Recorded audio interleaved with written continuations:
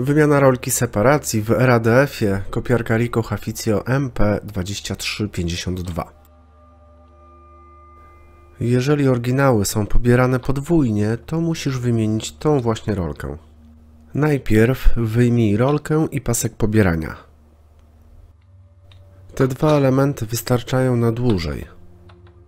Problemem może być biała rolka separacji, którą teraz właśnie demontuję.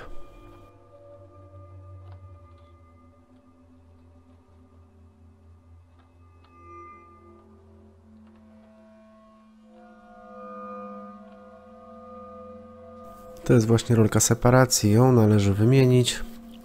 Po zainstalowaniu nowej RADF przestanie zacinać.